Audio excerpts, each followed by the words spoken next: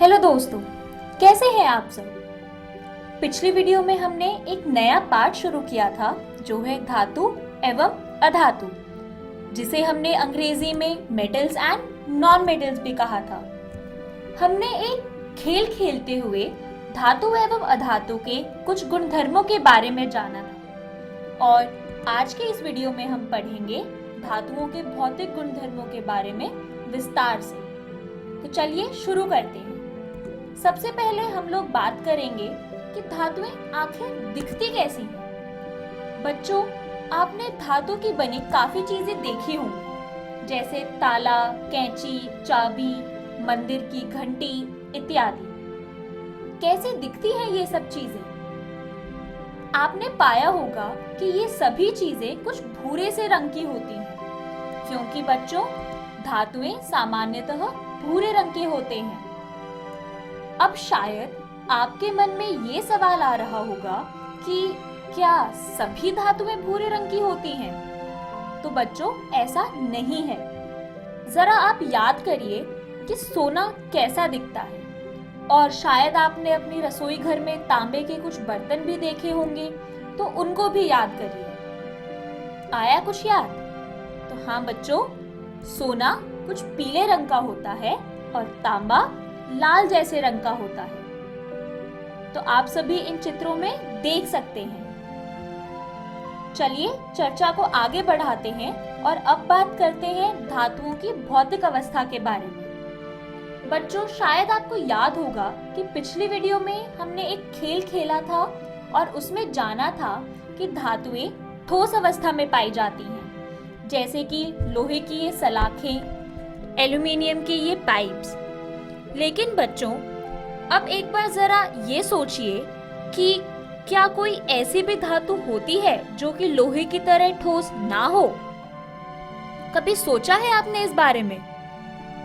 तो जरा अब ये देखिए, ये है पारा धातु, जो कि हमें द्रव अवस्था में पाया जाता है, जैसा कि आप इस चित्र में देख सकते हैं।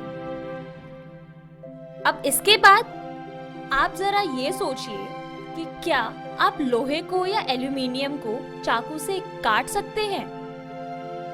काट सकते हैं क्या? नहीं ना। अब हम जरा इस चित्र को देखते हैं।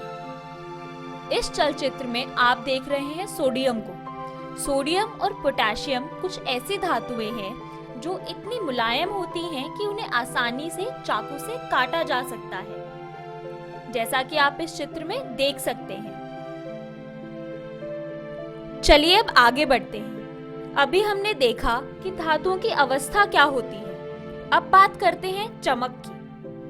आपने अपने घर में अपने बर्तन देखे होंगे, जैसे कि ये चम्मच, चाकू, कांटा। जब ये बर्तन नए होते हैं तो इनमें एक चमक होती है। इसी प्रकार से सभी धातुओं में, जैसे सोना, चांदी, तांबा, एल्यूमीनियम इत्यादि, सभी में एक चमक पाई जाती है और उस चमक को हम धातुई चमक कहते हैं, जैसा कि आपको इस चलचित्र में यह सोना चमकते हुए दिखाई दे रहा है। चलिए आगे बढ़ते हैं और अब बात करते हैं। सबसे पहले हम देखते हैं कुछ आघात वर्धनीयता की योग्यता के बारे में। बच्चों, आपको यह टिन के डब्बे दिख रहे होंगे और आपने ऐसे डब्बे अपने आसपास देखे भी हैं। क्या आपने कभी सोचा कि धातुओं से इस प्रकार के डब्बे, अलग अलग आकार के डब्बे कैसे बनाए जा सकते हैं? मेरे तो दिमाग में यह सवाल जरूर आया है। तो बच्चों, धातु की इसी योग्यता को हम आघात वर्धनीयता कहते हैं। चलिए इसे इस प्रकार समझते हैं। यह एक ठोस धातु का टुकड़ा है जिसे पीट पीट कर ऐसी एक पतली सी चादर में परिवर्तित कर दिया गया है। तो इसी प्रकार से धातु की वह योग्यता जिसके कारण उसे पीट पीट कर विभिन्न आकारों के पात्रों में परिवर्तित किया जा सकता है, उस योग्यता को हम आघात वर्धनीयता कहते हैं। क्या आपको यह समझ आया बच्चों?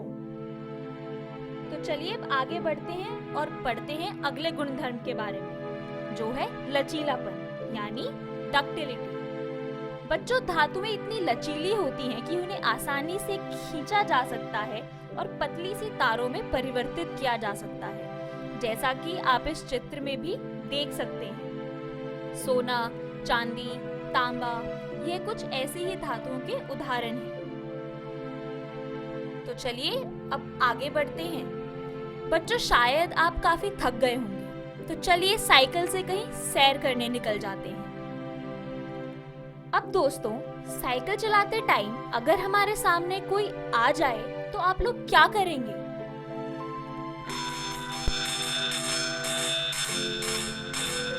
जी हाँ, यही करेंगे ना आप अपनी साइकिल की घंटी बजाएंगे, जैसा कि अभी हमने इस चलचित्र में देखा और सुना। अब आप यह सोच रहे होंगे कि घंटी में से आवाज आई कैसे, ऐसा क्यों हुआ? ऐसा इसलिए हुआ क्योंकि घंटी धातु की बनी होती है और धातु पर जब चोट मारी जाती है तो उसमें से गूंजने वाली ध्वनि उत्पन्न होती है। धातु के इसी गुणधर्म को हम ध्वन्यात्मकता कहते हैं। आशा करती हूँ आपको ये समझ आ गया होगा कि ध्वन्यात्मकता क्या होती है। तो चलिए इसी के साथ हम अगले गुणधर्म पर चलते हैं, ऊष्मा चालकता। ये देखिए बच्चों, क्या आपने कभी सोचा है कि अक्सर खाना बनाने के बर्तन धातु के ही क्यों बने होते हैं? जरा सोचिए इस पर। जी हाँ, आपने सही सोचा। सभी बर्तन खाना बनाने के लिए जो प्रयोग होते हैं वो अक्सर धातु के इसलिए बने होते हैं क्योंकि धातु ऊष्मा के सुचालक होती हैं। इसी के साथ बढ़ते हैं अगले गुणधर्म की ओर, जो है विद्युत चालकता। चलिए एक चलचित्र के द्वारा इसे समझते हैं। ये देखिए बच्चों, इसमें हमने एक तांबे की तार ली और उसे बैटरी से जोड़ दिया और बैटरी को एक छोटी सी घूमने वाली मोटर पर रखा। आप ये देखेंगे कि वो मोटर घूमने लगी। ऐसा हुआ कैसे और क्यों हुआ होगा? सोचिए जरा। ऐसा इसलिए हुआ क्योंकि तांबे की तार ने बैटरी से उत्पन्न होने वाले विद्युत को मोटर तक पहुंचाया।